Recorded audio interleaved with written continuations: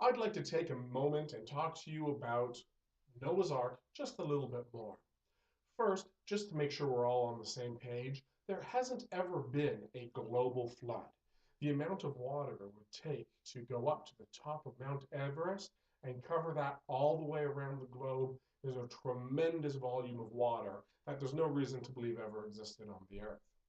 People who take Noah's Ark as literally true and look at the actual timescales involved will find that it happened during the time of other civilizations from which we have written records of. And the Chinese and the Egyptians never wrote down, and by the way, we all died in a global flood, nor is there any breaks in their works or their history. Creationists, that is, people who believe that the world was created by God in more or less its present form, especially young earth creationists who believe that this happened within the last 6 to 12,000 years, like to say that Noah didn't fit every one of his animals on there because that would be absurd. In fact, there's no reason to believe, given the dimensions that we have, that you could get all the species of beetle on there, much less all the other animals.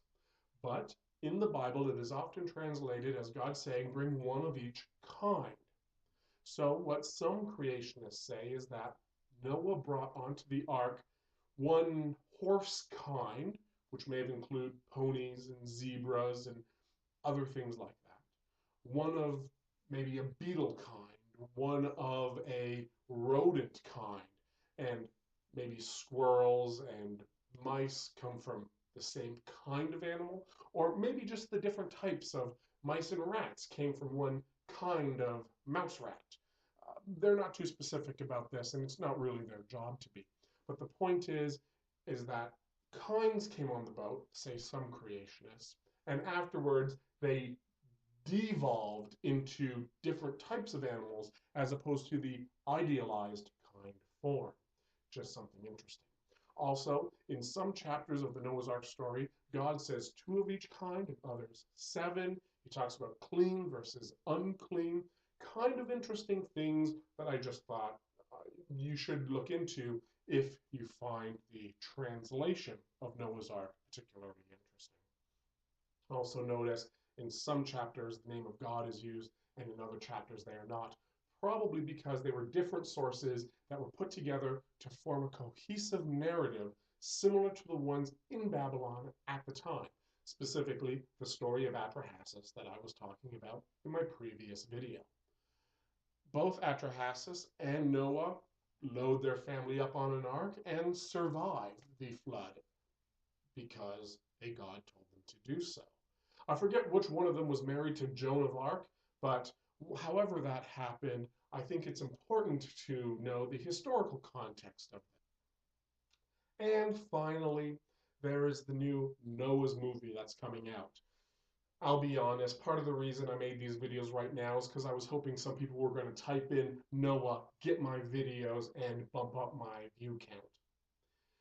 The Noah movie fictionalizes a few pages out of the Bible into a long, epic $100 million movie. I'm actually looking forward to seeing it, though haven't seen it myself yet.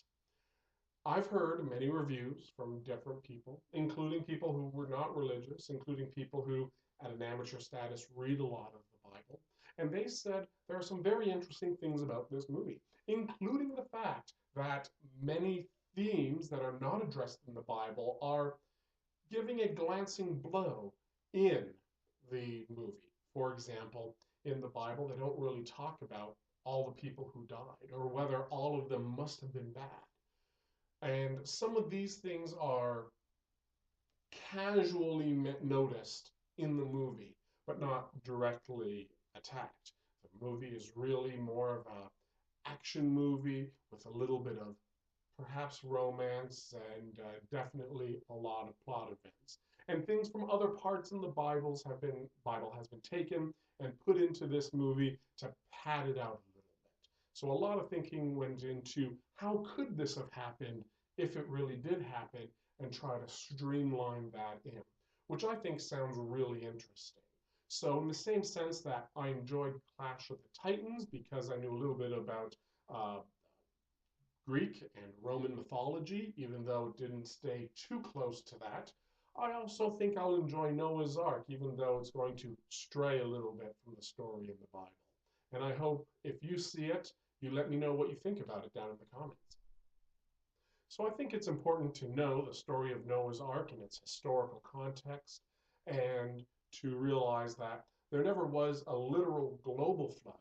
However, flood mythology is pervasive around the entire world. Many cultures have flood myths.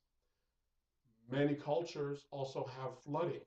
The oldest and the longest lasting civilizations all had irrigation, usually off of large rivers. You have the Nile. Mesopotamia means between the two rivers. China, known for its rivers. And all of these cultures had to have irrigation to bring that water to all of their fields. This is what helped them build the first empires. In order to do this, you have to live near an abundant water source. And flooding happens on the Nile, in ancient Mesopotamia, and in China. And so the idea of a flood myth makes a lot of sense from this perspective. However, different cultures have their own different take on the flood myth, including the Chinese one where they hold back the flood waters. The whole thing is very interesting, and I hope that you've enjoyed listening to this too.